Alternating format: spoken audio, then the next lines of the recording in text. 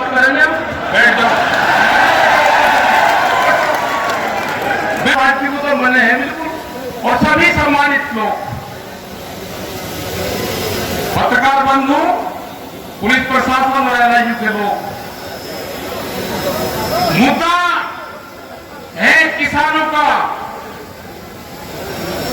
और हालात ये करती थी कि सत्ता किसी मकसद से छीननी, सत्ता बहका कली और एक तरफा बेचने का काम शुरू कर दिया।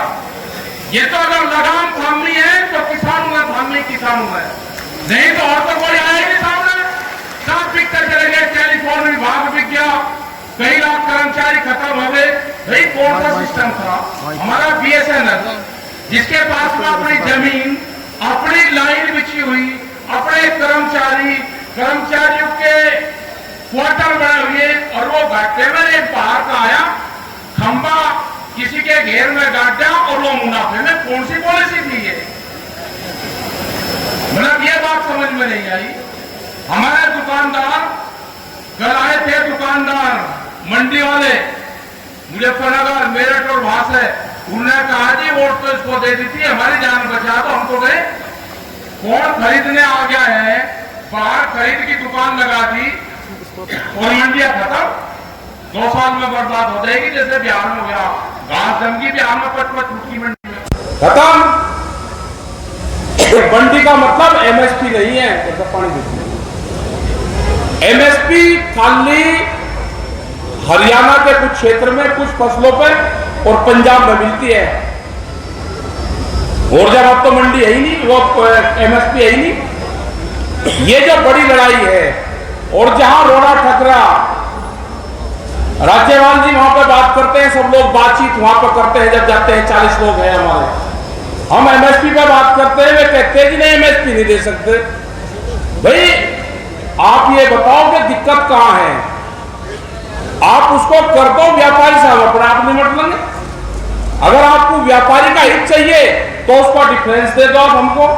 यहां पे एक बार 400 रुपए बाजरे पर दिया हरियाणा में, लेकिन बिहार और आसाम का जो किसान है, जो पहाड़ पर रह के खेती करता है, जो धान की खेती करता है, उसको तो एमएसपी का पता ही नहीं कुछ भी। ये लड़ाई जो जत्थेबंदी 40 लोगों की है, ये पूरे देश के किसानों के फैसले करेगी। भारत सरकार से पूरे फैसले ये करेगी। इसमें छोड़ना पड़ेगा कि झंडा किसका है, बैनर किसका है, ये पूर्ण रूप से छोड़ के ये किसान का झंडा, किसान का बैनर है। इस पर लड़ाई लड़नी पड़ेगी हमको। हमें पूरे देश का विश्वास, जो पूरे देश के किसानों ने विश्वास करा है, और आंदोलन को किस गर्दिश में सरकार लेगी थी कि एक धार्मिक झंडा लाल किले के ऊपर लगवा के और पूरा देश ही बर्बाद कर दिया। मतलब ऐसी नफरत फैला दी थी कि भाई ये सरदार तो बहुत खराब कौम है, और उसके साथ में कहने लगा ये किसान भी खराब है, कहने लगा तो देश का गद्दारी यही है सारे के सारे। सीधा पगड़ी पे हमला करा था, कुछ नहीं बचा था, कुछ भी सब निपटा दिया था उस दिन। ये तो ऊपर वाले की मेहरबानी मानो कि लोग फिर जुड़े, क्योंकि एक विश्वास, एक आस्था, एक सम्मान हमारे 40 के 40 लोगों में आम जनता का था, और वहां से ही उससे फिर उठ गए। बार बार कह रहे हैं हम सिंगू बॉर्डर की बजाय जो गाजीपुर बॉर्डर है वो ऑफिस हो गया बकाना, गलत फहमी में सरकार ना रहे, ना कोई अधिकारी रहे, हमारा पंच भी वही रहेंगे और हमारा मंच भी वही रहेगा। न हम पंच बदलेंगे न हम मंच बदलेंगे। ज्यादा दिमाग सरकार खराब न करे। अभी इस जवान और किसान ने ये कहा है कि बिल वापसी कर लो, अभी गद्दी वापसी का नारा नहीं लगाया हमने नहीं लगाया अभी गद्दी वापसी का। सरकार आप ही बनाओ, आप ही चलाओ, जो करना है करो, आप हमारे काम करते रहो। हम जो भी सरकारें आएंगी वो किसी भी पार्टी की सरकार स्टेट में हो या सेंटर में हो, हम उसी सरकार से बात करते हैं पॉलिसी पर। किसान की प्रायोरिटी हमारी पहली प्रायोरिटी होगी, गांव की प्रायोरिटी हमारी पहली होगी, फसलों के दाम का सवाल हमारे लोग उठाते रहेंगे। और मेरे पत्रकार बंधुओं, अगला तो बिल आपके खिलाफ आना है, सेंसर बोर्ड बैठना है, एक का खबर छन छन कर जाएगी, किसी की हिम्मत नहीं कि आप अपनी कलम से खबर लिख दोगे। सोशल मीडिया पर का टारगेट है, ये तो कहां रहेगा ये टारगेट। 3 बिल वापसी नहीं होंगे तो घर वापसी नहीं होगी, ये पूरा नारा है किसानों का। एमएसपी पे कानून बनेगा, 3 बिल वापसी होंगे, आगे कमेटी बनेगी और जो कमेटी फैसले लेगी उसको हम सब लोग मान लेंगे।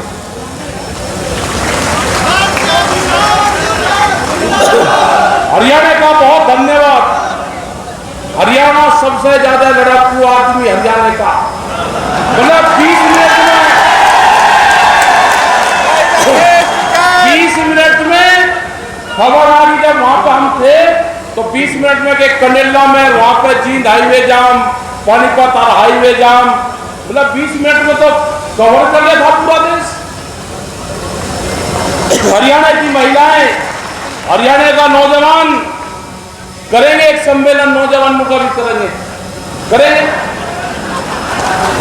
उसमें 50 साल से नीचे का रहेगा, 50 साल से ऊपर के एंट्री नहीं रहेगी उसमें। लेकिन भाई कुछ आपको वादे नहीं करने पड़ेंगे। हमने कहा ट्रैक्टर की बात कह दी कमेटी ने कि भाई ट्रैक्टर लेकर चलेंगे, उसकी स्पीड भी बताई थी भाई 15 से ज्यादा न चलियो।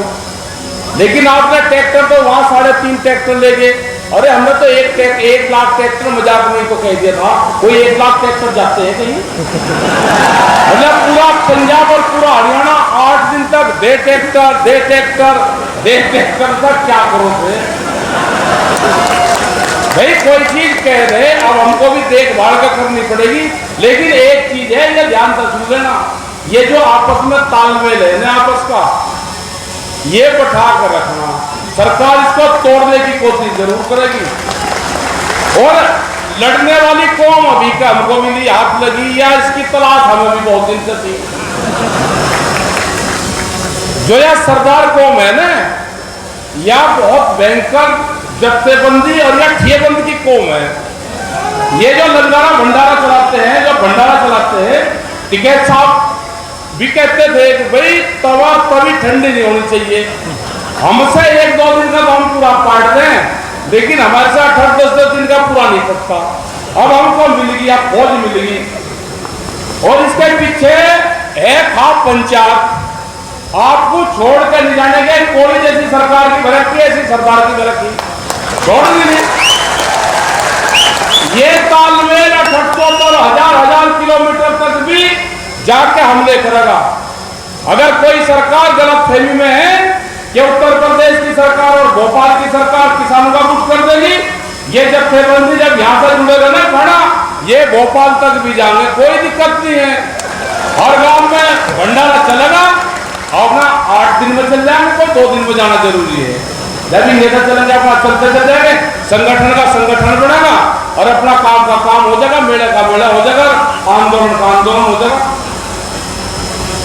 मैं धन्यवाद देना चाहता हूं पंजाब के लोगों को, हरियाणा के लोगों को, उत्तर प्रदेश, राजस्थान, जो दिल्ली के 300 से 400 किलोमीटर के जो रेडिएशन में है, ये संगठन अगर हमारा मजबूत रहेगा तो पूरे देश के किसानों का भाग्य का फैसला ये लोग करेंगे। आसाम के लोग यहां नहीं आ सकते। आपको नहीं पता, कर्नाटक में जब हमारे ट्रैक्टर चले दिल्ली में, तो कर्नाटक के अंदर 10,000 ट्रैक्टर चले। छत्तीसगढ़, उड़ीसा, झारखंड, बिहार, सब जगह ट्रैक्टर निकले। हमने कहा कि अब 4 लाख ट्रैक्टर का टारगेट था, अब 40 लाख ट्रैक्टर का टारगेट होगा। हम निकलेंगे 40 के 40 लोग, पूरे देश में जाएंगे, 40 लोग जाएंगे पूरे देश में, गठबंधन के लोग जाएंगे पूरे देश में, और जो उस ट्रैक्टर शामिल होंगे मीटिंग में, उसकी संख्या 40 लाख होगी। 40 लाख जाएंगे। या तो सरकार बात कर ले, हमारी बात मान ले, हमारे गठबंधन से बात कर ले, एमएसपी पे कानून बना दे, 3 बिल वापसी ले ले, और आगे कमेटी बना दे। काम तो बहुत है, किसान क्रेडिट कार्ड, 300% का ब्याज देता है किसान। 300%। 1 लाख रुपए पे एक रात के 10,000 रुपए देता है। कौन सा बैंक है? कौन सी फैक्ट्री चल रही है? कौन सी गुंडागर्दी है सरकारों की? दिल्ली की चमकीली कोठियों में बैठ के किसान के भाग्य का फैसला नहीं होगा। किसान के भाग्य का फैसला होगा किसान के खेत में होगा। जिस तरह से ये विधायक जा रहे हैं ना के फोटो खिंचवा रहे, पानी में गला खराब हो गया, सब सर्दी दस्त लग तो होगा। जिस तरह से विधायक जा रहे हैं खेत में गन्नू के ऊपर बैठ के, धान के गेहूं के खेत में बैठ के फोटो खिंचवा रहे। 2 महीने रुक जाओ, ये गेहूं काटते पाओगे, काटते आपके खेत में। इस साल सवाल करना है जो विधायक और एमएलए एमपी अपनी पेंशन छोड़ेगा उसको जवाब देना पड़ेगा। इनसे पूछ लेना सैनिक की पेंशन छूट रही, कर्मचारियों की पेंशन छूट रही, ये विधायक अपनी पेंशन छोड़ रहे या नहीं छोड़ रहे, उसका ध्यान करेंगे हम। पहले वो आवा घोषणा करेगा, जब ये वोट मांग रहे हैं इनसे पूछेगा भाई पेंशन का क्या करेगा, छोड़ देगा या रखेगा? इनसे पूछ तो लेना, जब वोट मांगने आएंगे जरूर पूछना। अब ये हरी हरी खा रहे ना, ऊपर ऊपर की फुंगल फुंगल खा रहे अभी। और क्वेश्चन ये नहीं करने के, क्वेश्चन आप करना। हमने प्रधानमंत्री जी को कहा भाई जैसे गैस की सब्सिडी आपने छोड़ने की अपील करी है, आप मत कहो किसी को भी, आके एक अपील कर लो कि भाई जो छोड़ना चाहता है वो छोड़ दे, जो नहीं छोड़ना चाहता है नहीं छोड़ दो। आप अपील तो कर दो, इसमें तो कोई गुनाह नहीं करा। ये करनी पड़ेगी उनको। किसानों का नारा लगाना पड़ेगा प्रधानमंत्री को देश में, नहीं तो एक किसान चैन से नहीं बैठने देगा जब तक वो किसानों के हक में नारे नहीं लगाएगा, उनके फैसले नहीं करेगा, हमारी कमेटी से बात नहीं करेगा, हमारी बात नहीं मानेगा और किसान जिंदाबाद का नारा नहीं लगाएगा, हम चैन से भारत सरकार को नहीं बैठने देंगे। उनकी ऐसी हिम्मत कि हमारे किसान शहीद हुए, उन पर 2 मिनट का मौन भाव रखा तो उसकी मजाक उड़ाया गया। मेरा शर्म नहीं आती सरकारों को। अरे पार्लियामेंट में आप बिल पर बात नहीं कर रहे, नहीं बात हो रही, तो आप 2 मिनट का मौन अगर वहां पर संसद में रखा जा रहा था तो उसको आप भी रख लेते 2 मिनट का। देश का किसान था, वंदाता था देश का, लेकिन उस पर भी मजाक उड़ा गया, उस पर राजनीति करी गई। ये किसान बर्दाश्त नहीं करेगा। ये किसान की मान सम्मान की लड़ाई है, किसान के हक हकूक की लड़ाई है। किसान अपने फसलों को आधे रेट पर नहीं बेचेगा, नहीं बेचने का। हम यहाँ पर हरियाणा में बेचना आता है, हमारा तालमेल है हरियाणा पंजाब से, हम बहुत फसलें हरियाणा में बेचते हैं अपनी, यहाँ पर रेट ठीक मिलता था हमको। अब क्या पाबंदी लगी, हरियाणा वालों का ही नहीं बिका, इन्हीं पर पर्ची मांग रहे कि आपको 100 क्विंटल लिया तो 50 खरीद देंगे, इन्हीं का इलाज कर दिया। लेकिन व्यापारी, आज भी व्यापारी बाहर से खरीद कर ला रहा है। बिहार से 800-700 रुपए में धान खरीद रहा, उत्तर प्रदेश से 800-1000 रुपए में धान की खरीद हो रही है। यही हाल गेहूं का है, यही हाल राजस्थान से बाजरे का है। पूरे देश से सस्ते में खरीद के और व्यापारी यहाँ पे एमएसपी पे बेचता है, आपको इसलिए पूरे कीमतें नहीं मिलती। अगर ये आंदोलन कमजोर होगा तो यहाँ की भी एमएसपी जाएगी, पीडीएस सिस्टम सब खत्म करने जा रहे हैं, यहाँ का किसान भी नहीं बचेगा। तो ये लड़ाई है, एमएसपी पे खरीद हो, जो व्यापारी भी कोई खरीद करे उसके कम पे खरीद ना करे। ये गारंटी भारत सरकार को देनी पड़ेगी। 3 बिल ये वापसी करनी पड़ेगी। गोदाम पहले बढ़ जाएंगे, कानून बाद में बढ़ेंगे। मतलब ये किसान जानता नहीं इतनी बात कि व्यापारियों के हक के कानून हैं। बड़े बड़े गोदाम जैसे शेड बन रहे, हजारों इस तरह के शेड बन रहे, पूरा सब गन्ना इकट्ठा करेंगे, सस्ते में खरीद के वहां पे करेंगे। और भूख पे कितनी भूख लगी है, भूख के आधार पे देश में अनाज की कीमत तय होगी, रोटी तिजोरी की वस्तु बनेगी, ये नहीं बनने देना। गरीब की रोटी तिजोरी में नहीं जाने देनी, यह आंदोलन उसका है। यह आंदोलन है जो 4.5 करोड़ लोग रेहड़ी पटड़ी पे अपना गुजारा बसर करते हैं, जो साप्ताहिक बाजार में अपना माल बेचते हैं, उसको खत्म करने का प्लान है। जो हमारी माताएं और महिलाएं हैं, जो हमारी बहनें हैं, जो संदूर में 2.5 और 3 रुपए का लेकर आती है, जब वो शीशे में बंद हो जाएगा तो उसकी कीमत होगी 120 रुपया। जो वहां पे हल्दी खुले में बेचते हैं, जिनके पास में दुकान का लाइसेंस नहीं है, जिनके पास में बिजली का कनेक्शन नहीं है, वो सस्ते में खरीदते हैं, सस्ते में बेचते हैं।